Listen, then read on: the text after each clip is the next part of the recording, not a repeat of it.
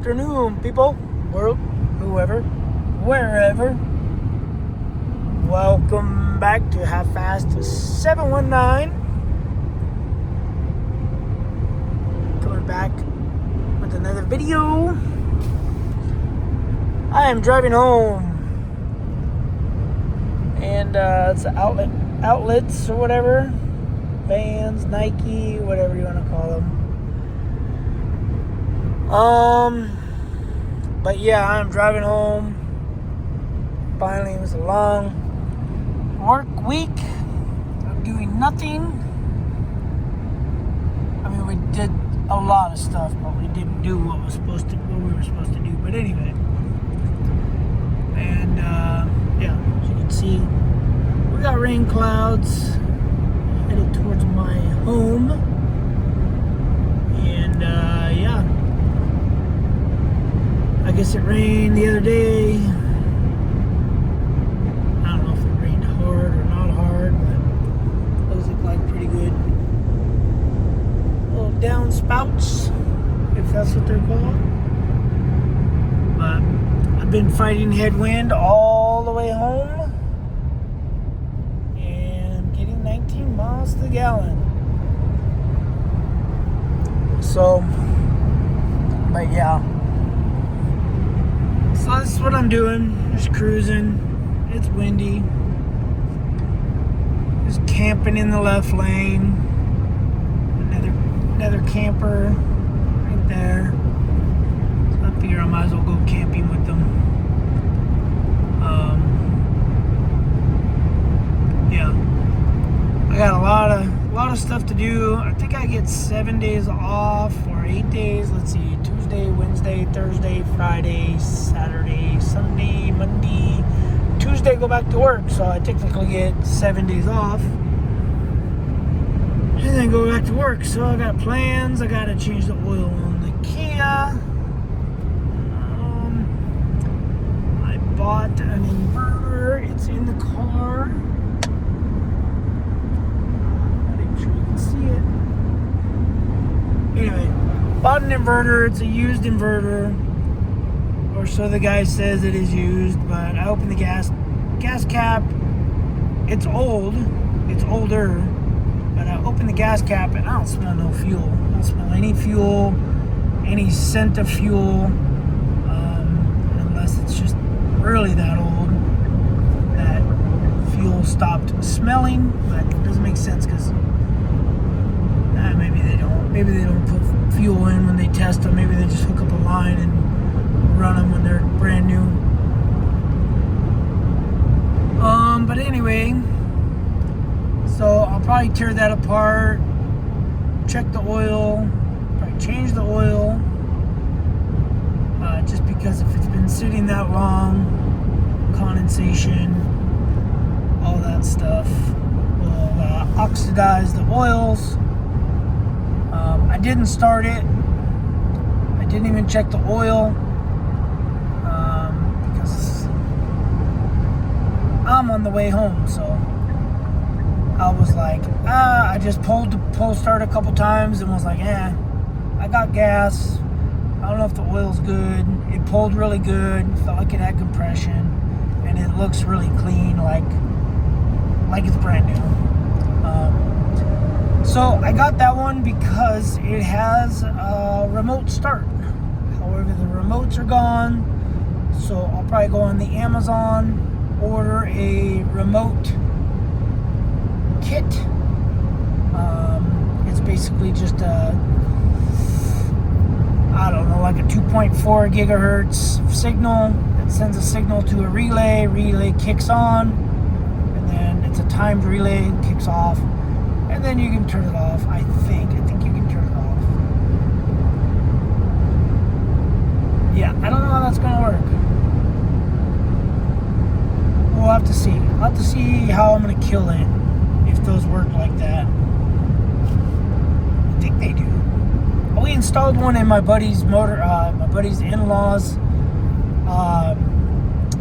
motorhome because he had a toilet, or they had a toilet. So they had a toilet that was vacuum, so a vacuum flush. And yeah, basically it worked off vacuum. It would suck, like build a vacuum. You would push the lever on the toilet and it would suck all the poop or pee into the tank. So the only problem was the extra bathroom that's in the motorhome, in the hallway by the kitchen, that didn't have a switch. So you'd have to go in the other bathroom, in the master bathroom. You would have to turn that switch on and it would just do that the whole time. So because my buddy would be sleeping in the motorhome, in the master bedroom, and I'd be sleeping on the couch in the living room, and I wanted to go to the bathroom, I couldn't flush the toilet without like texting him, just to get up and go pee. It would hold vacuum a little bit for the night, but it would be so loud. It would just like such a loud noise, it would wake him up, and vice versa. Like if he had to go to the bathroom at night, it would wake the master bedroom one would wake me up. So I told him I'm gonna buy a remote and a relay with it, a little switch, and we wired it up. I had him wire it up, told him what to do, obviously, but anyway, he wired it up because it's his in-laws, it's not mine. And I put the little remote thing right next to the light switch, and now you push the button and it will it'll turn the pump on. So and I remember, I think you can turn it off. So I think we're good. So I think that's what I'm gonna do. Loud popping was his bottle, because we're going up in elevation. I think it's sprinkling right now, but anyway, so yeah, I gotta go home. I gotta tear this generator apart, see what the deal is. I tried looking for remotes for them. I couldn't find remotes. Like, nobody sells any parts for this, but it's a really good quality generator. Back when they made good quality generators, it's an inverter, sine wave, whatever generator. So it'll be good for stuff, but it's a little higher powered, and it's a PH21 PRI, and supposedly it has like 24 or 2600 watt startup, and then I think it's 2100 continuous. So where's the one that's on my car now? That one is 1600 startup and 1200, or is it maybe 1800? I can't remember. We'll just say it's 1600 startup and 1200 continuous. Well, my power station, my Blue Eddy power station, that seems to want anywhere between 1200 to 1600 watts to charge it good.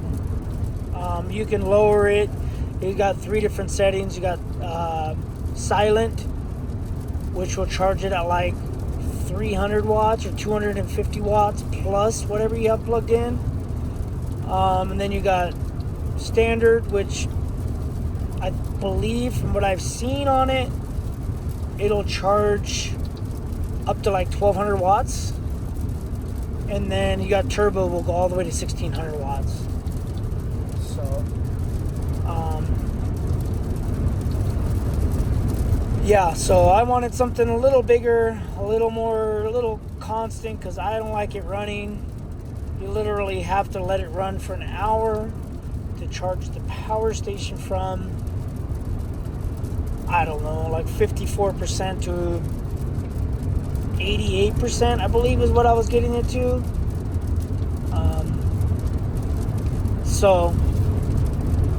So I wanted something with a little more power.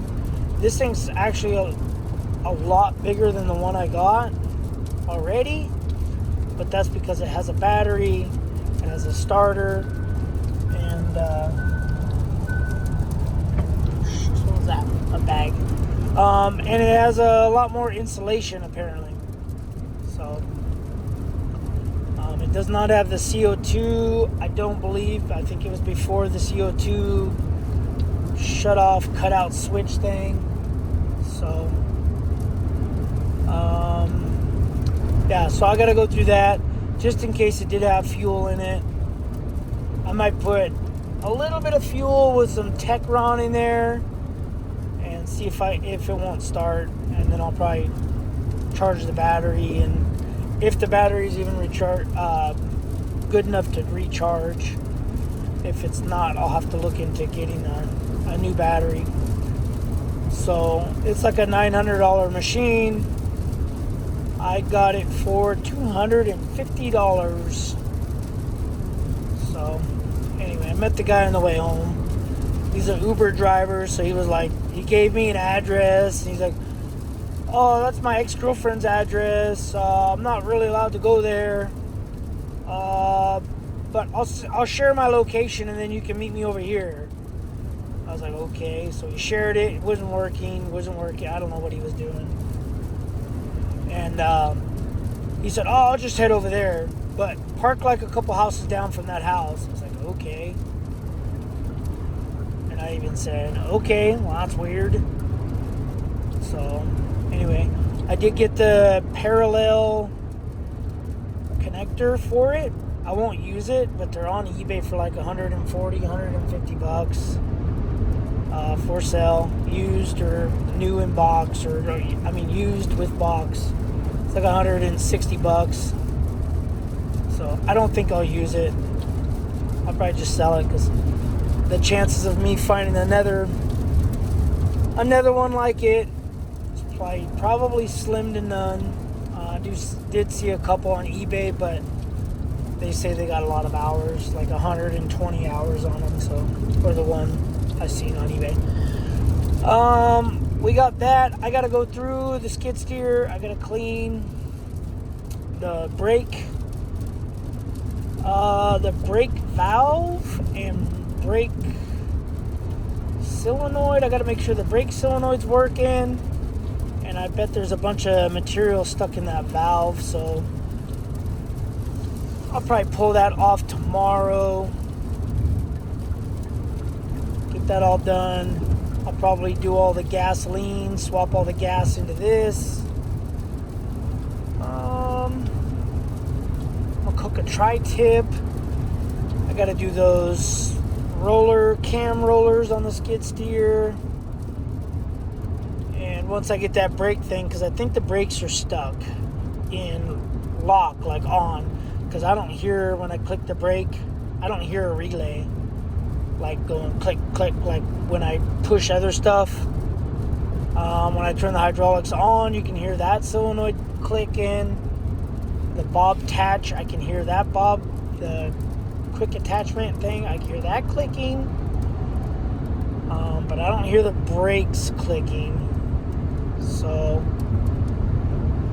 yeah, I'm gonna test that out, clean that thing, and hopefully all will work. I'll get the tracks on, or the guards on, or covers, whatever you want to call them. And yeah, we'll go from there. But I think the skid steer's gonna be good. I'm trying to do it tomorrow. It's the 25th. I want to try to get the skid steer done tomorrow, make sure it works. If everything works, and then the next day I might throw it on the ground. So tomorrow's Tuesday. I'll throw it on the ground, run it for a little bit. Wednesday, if I can get all that stuff done. And then Thursday, I might be picking up some attachments. So if I can go pick up, if everything works, I'm going to go get some attachments. And then it's Labor Day weekend coming up, and I'm going to start doing some yard work stuff and see if somebody can't deliver me a shipping container this weekend. If I can get all that done. So the way to shut that off, pull over or go get some coffee, is to do the lane the lane feature, and then the car swerves all over the road, and then you get to tell the car to go drink some coffee because it's tired, because it swerves all over the road.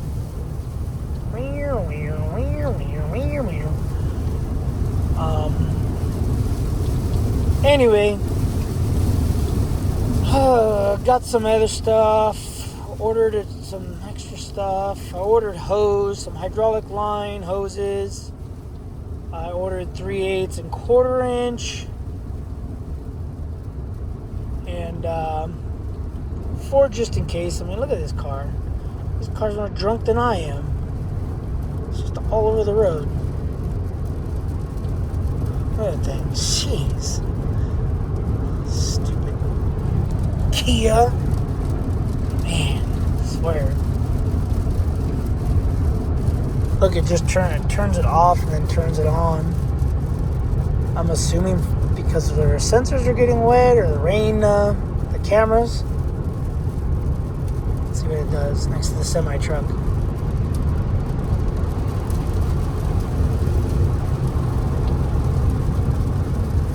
Anyway, guys, yeah, so I got a lot going on.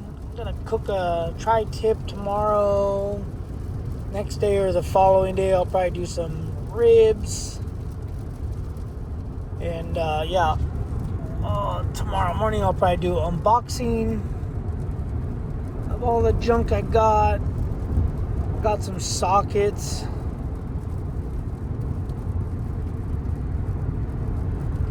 Got some real short, stubby sockets. And some other junk. But anyway, guys, I'm about an hour and 10 minutes away from home. We got off early today. We had a safety meeting today. They did a little barbecue for us for appreciation for our hard work. So, yeah, we went to a park and went over a bunch of stuff, a bunch of accidents that happened. Well, not a bunch, a couple accidents and stuff, but yeah, so we had a safety meeting, did all that stuff, and then I think it was like 12:30, 1 o'clock. Yeah, I think it was 12:30 or 1 o'clock. They cut everybody loose. So drive safe. See you next week. Next week, we got a lot of work. A lot of work. My work group, there's only 4 of us on my work group now. Everybody else left. One guy wanted to get abolished, so he asked for an abolishment, which basically means, hey, cut my job. I want to go somewhere else, which managers usually don't give those out. Don't do that. But, yeah, sometimes they do, sometimes they don't, depending on the people. And it sucks because that guy that left, he didn't want to leave, but he needed to make more money, so he wanted to travel farther.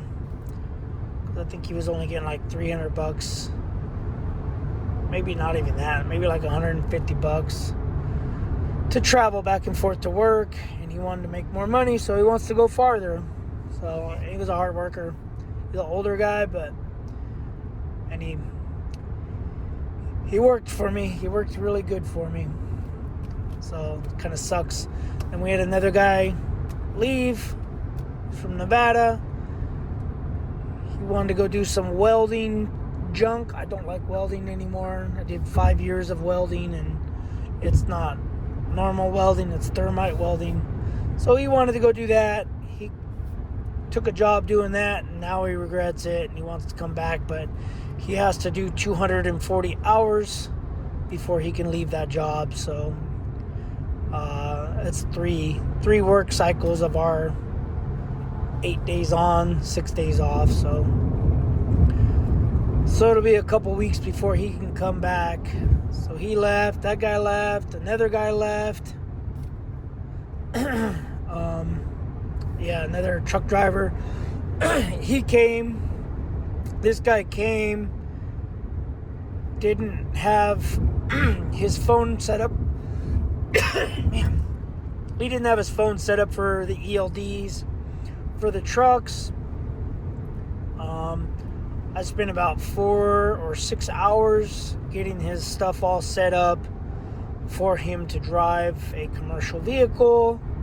And the next day, we check we call it bulletins when the jobs come out, when the jobs get awarded. And I look in his name, and I was like, oh, this dirtbag In 2 miles, made me get all this stuff done for him, and then he bids out. Or whatever. I mean, it's his right. He could do it and do whatever they want. They can leave, they can come, they can go, whatever they want. But I thought he was going to work out because he was a pretty, I mean, he seemed like a hard worker. But, so he's like, yeah, I want to go back. He went to El Paso, Texas. So, anyway, so there was that. So now we're down to 4 guys. We got, what do we got? Oh, foreman. I'm just an assistant foreman, but I do all the foreman stuff. So, we have our foreman. I'm the assistant foreman, a backhoe operator, and a truck driver. That's all we got. But we're all truck drivers. We're all CDL, commercial truck drivers. So, anyway. So, next week we get to go back and we're going to get assistance from another work group. We got to install 5 crossings, railroad crossings. All new track, new panels, new crossing pads, the concrete pads you drive over. Take exit 150 on the right to We gotta do five next week in a 7-day work period, so that'll be fun. It's gonna be a lot of work, but they want us out of that area, and I don't blame them. Anyway, in a quarter-mile, turn right onto so yeah, Palmdale Road. Tomorrow morning I'll show you guys everything's got going on, and we'll go from there. So we'll see you guys in the morning. Thanks for watching. Subscribe, comment, do what you do. Later.